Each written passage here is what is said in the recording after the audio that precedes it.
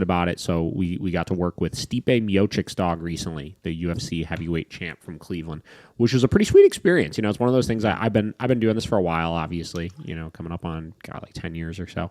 And, we've gotten to work with some really cool people along the way, right? Where we're located in Cleveland, we got a lot of professional sports teams, and I've worked with a lot of the athletes and stuff like that, and, some other like high profile individuals and stuff like that. And, every now and then, like, you get a client that's just like, is pretty cool. Yeah. that was kind of one of them. I was like, damn. I was like, I'm a big UFC fan, obviously. I've been watching a lot of Stipe's fights over the course of his career. He's from Cleveland. I remember when he won the heavyweight belt initially, it was like such a big deal because it was like the first official Cleveland championship of any way, shape, or form. It was kind of weird because it was like not like a major sport, obviously, but it's still a major sport, obviously. So that was a pretty cool one to work with him and his family, and the dog is crushing it. We did a board and train with Mr. Atos. He's got a German Shepherd named Atos.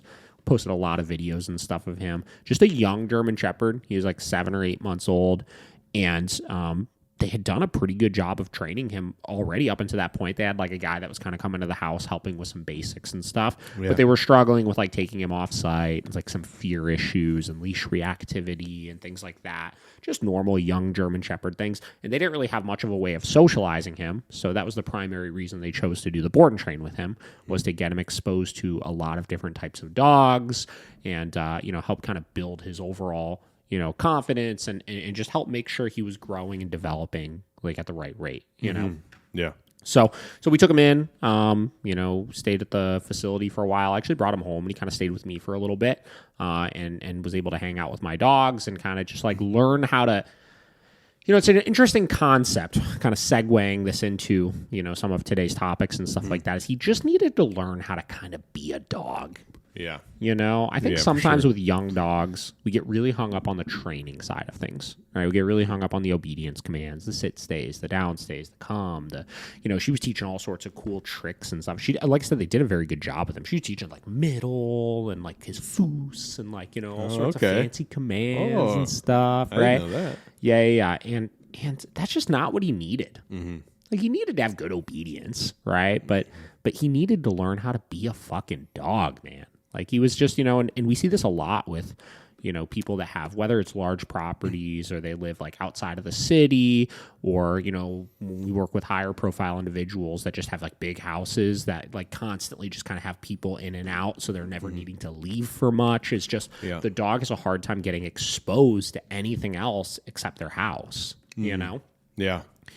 And, because of that, he just didn't know. He was very confident at home, and he was very stable. And, one of the things I remember when I went and did his assessment initially is, he didn't even make a peep at when I came through the front door or anything like that. Like, he had a great temperament, but you take him outside of that environment and he just like melted, right? He didn't know how to handle himself. He didn't know what anything else was, right? Yeah. Which is why I chose to just kind of like, I didn't even do that much obedience training with him, right? Yeah. Like, I proofed his downstay, I proofed his leash walking and his off leash recall and stuff like that. But I just took him everywhere with me. It's like, hey, we're going to fucking Home Depot. You're going to Home Depot. We're going to the park. You're going to the park. We're going to help out with this lesson. You're going to go help out with this lesson.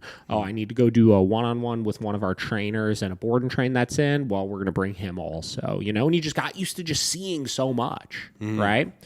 And it was really cool. Like, he really flourished into like a new dog. It's funny. I took him home, and that was the big thing I had with him, because they sent him like really with this expectation. I remember Ryan, Stipe's wife, was like, he's really sensitive. He's a really sensitive dog. I don't know how he's going to do with the training because he's really sensitive and this and that. And I sent him home. I was like, this is not as sensitive of a dog as you think he is. Yeah. He is not as much of a weenie as you think he is, right? Like, once he got exposed and comfortable in these new environments, he was actually like, he was a pretty confident dog, and it was cool to see. So, keep that in mind with your dogs. It's like, we get hung up on the training side of things so much sometimes, but let's look at like all of the different things that we try to use training to stop, right? So your leash reactivity, right? Your issues with guests coming over the house, whatever, any type of socialization related issues, right? Or fear-based issues, right? And instead of getting so hung up on the control side of things around those triggers, let's focus on just the exposure side of things to those triggers, right? Like, we've talked a lot before in the past about Vinny, right? And, some of his issues with people he had when he was younger. When I first got him, I remember I think he was like 4.5 months old when I got him. He was shipped in from California, and I had to go pick him up from the airport. He was like shipped in cargo and stuff. And I remember they're rolling the crate out to me, and he's hiding in the back of the crate, like growling at me and stuff. And I took him to the facilities, all like slinking around, all nervous and shit, right? And, he's very sketchy with new people and stuff like that initially. And yes, we focused on a lot of training to get him past those things. But I think a part of the reason why he got so comfortable with all of those types of things over time. And I joke that he's like, out of all of my dogs, if I had to pick a dog to take like anywhere with me, who would be like the most rock solid with things, I would say it would be him, is because when I got him, he went everywhere with me, right? But it's not just going everywhere with you. It's not just a matter of like, let's take our dog to fucking all these different places and have people pet them and have them meet dogs and stuff like that. I took him everywhere with me, and I turned everything into the environment, right? Yeah. And, what do I mean by that? I turn everything into the environment. What I mean by that is all those things that your dog would generally be scared of, right? They don't just get scared of those things for no reason. Yes, some dogs will have initial irrational fears over things, but when they start developing the reactivity or the aggression and stuff like that, that's a compounded effect from getting exposed to those things they may have an irrational fear of, and those things they have an irrational fear of confirming the fear in their head.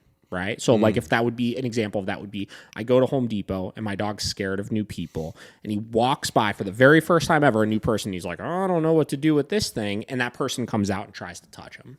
Yeah. Right. Or you're going for a walk down the street and your dog sees another dog. He's like, oh, I'm a little scared of that thing. And then the dog comes bolting over to him and jumps on him or something like that. Yeah. Right. That's where things get problematic. But I took him everywhere. And I made sure I controlled the environment enough where he got exposed to those things, and those things never directly impacted him or never directly interacted with him. So it just became completely and utterly neutral. Yeah. Right?